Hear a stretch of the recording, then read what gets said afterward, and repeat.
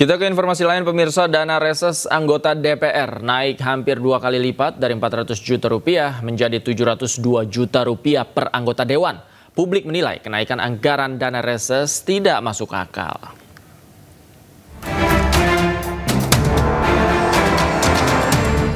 Lagi-lagi Dewan Perwakilan Rakyat disorot publik.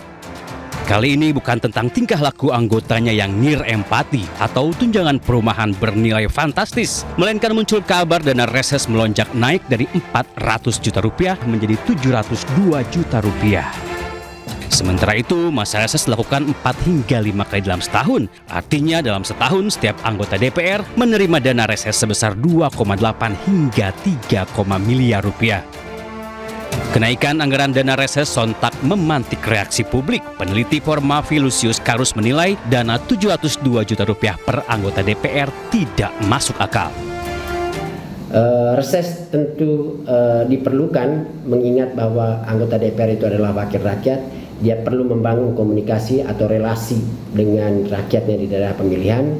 Tapi apakah kemudian masuk akal reses itu didanai dengan 702 juta lalu tanpa ada mekanisme pelaporan terkait kegiatan maupun tunjangannya? Saya kira ini perlu dibicarakan lagi, dan 702 juta per reses per anggota itu tentu sangat fantastis, sehingga perlu dihitung lagi budget yang paling masuk akal untuk kegiatan reses ini dengan hasil-hasil yang kemudian kita lihat selama ini kira-kira berapa, dan itu tentu tidak sampai 702 juta itu. Sementara Wakil Ketua MPR RI Edi Suparno enggan berspekulasi mengenai isu kenaikan dana reses. Ia menyerahkan hal itu kepada Sekretariat Jenderal DPR RI. Betul, ini saya serahkan kepada Sekretariat Jenderal DPR untuk bisa menjelaskan ini, karena beliaulah yang sudah diberi tugas untuk memberikan informasi satu pintu dari DPR, gitu, ya. Terima kasih.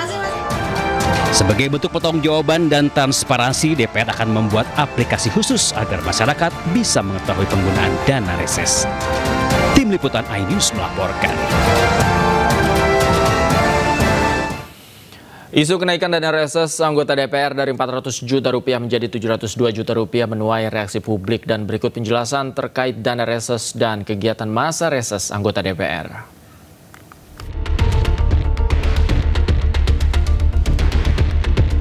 Masa reses adalah kunjungan kerja anggota DPR ke daerah untuk menyerap aspirasi masyarakat. Masa reses berlangsung 4 hingga 5 kali dalam 1 tahun.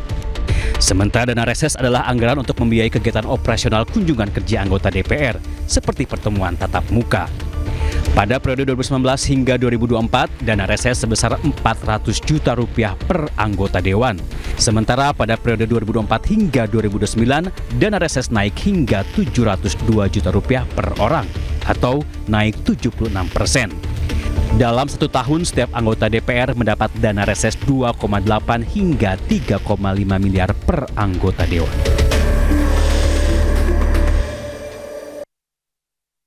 Sementara itu pemirsa, Menteri Keuangan Purbaya Yudi Sadewa menolak bayar utang kereta cepat Indonesia-Cina pakai dana APBN. Menurutnya, proyek kereta cepat bukan tanggung jawab pemerintah, melainkan urusan BUMN di bawah Danantara.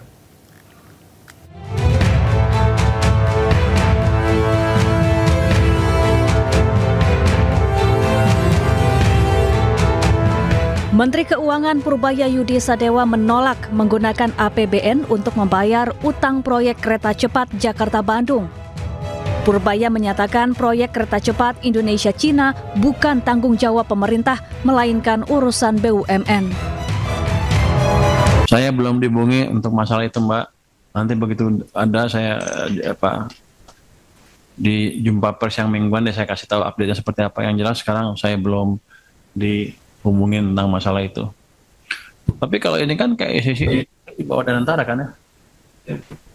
Kalau di bawah Danantara kan mereka udah punya manajemen sendiri, udah punya dividen sendiri yang rata-rata setahun bisa 80 triliun atau lebih. Harusnya mereka manage dari situ. Jangan ke kita lagi. Sementara itu, Menteri Sekretaris Negara Prasetyo Hadi menyebut pemerintah sedang mencari skema jalan keluar untuk membayar utang KCIC. Gus bukan salah satu pembahasan malam ini. Tapi beberapa waktu yang lalu juga sudah dibicarakan untuk diminta mencari skema supaya beban keuangan itu bisa dicarikan jalan keluar gitu. Karena faktanya kan juga bus kemudian juga menjadi salah satu moda transportasi yang sekarang sangat membantu aktivitas seluruh masyarakat, mobilitas dari Jakarta maupun ke Bandung dan seterusnya. Proyek kereta cepat Jakarta-Bandung atau WUSH jadi sorotan karena beban utangnya mencapai 116 triliun rupiah. Super Holding BUMN Danantara tengah mencari cara meringankan pembiayaan proyek ini termasuk opsi meminta dukungan dari APBN. Meski hingga kini belum ada permintaan resmi dari Danantara kepada Kementerian Keuangan. Tim Liputan iNews melaporkan. Kita ke informasi lain, pemirsa. Menteri Keuangan Purbaya Yudi Sadewa sidak ke kargo impor Pelabuhan Tanjung Priok, Jakarta Utara. Sidak untuk mencegah penyelundupan yang kerap terjadi di jalur hijau impor.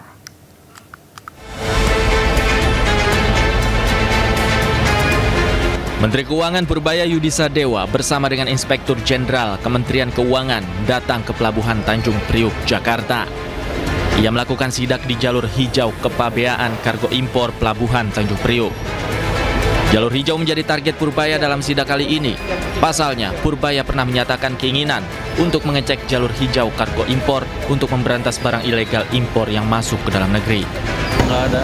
Saya cuma cek aja, pengen tahu hijau itu hijau bener apa enggak. Jangan-jangan hijau dalamnya merah. Tapi akan saya minta mereka cek secara random, secara reguler. Tapi nggak semuanya dicek. Tapi jangan sampai jalur hijau jadi tempat orang barang yang nggak harusnya lewat jalur hijau.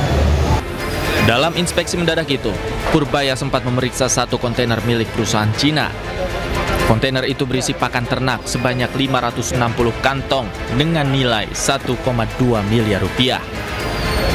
Purbaya akan menyiapkan saluran khusus pengaduan pada Direktorat Jenderal Bea dan Cukai untuk meminimalisir penyimpangan yang terjadi pada impor. Dari Jakarta, Tim Liputan iNews melaporkan.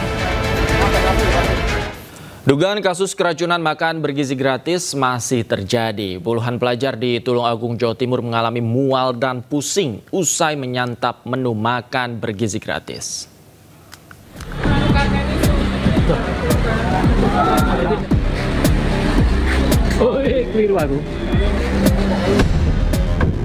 Sebanyak 38 siswa SMP Negeri 1 Boyolangu, Tulungagung, Jawa Timur dilarikan ke Puskesmas Boyolangu usai mengalami mual, pusing, dan sakit perut. Para siswa merasakan gejala ini usai menyantap menu program makan bergizi gratis atau MBG yang dibagikan di sekolah. Hingga Senin siang, sebanyak 37 siswa dirawat di Puskesmas Boyolangu, sementara satu siswa dirujuk ke RSUD Dr. Iskak karena kondisinya yang lemah. Ya, 38 anak berbagai keluhan. Ada salah satu yang menggigil dan nyeri perut. Ini sementara mau dirujuk. Polisi bersama Dinas Kesehatan Tulungagung masih menyelidiki dugaan keracunan MBG ini. Petugas mengambil sampel makanan di lokasi penyedia untuk memastikan penyebab pasti keracunan.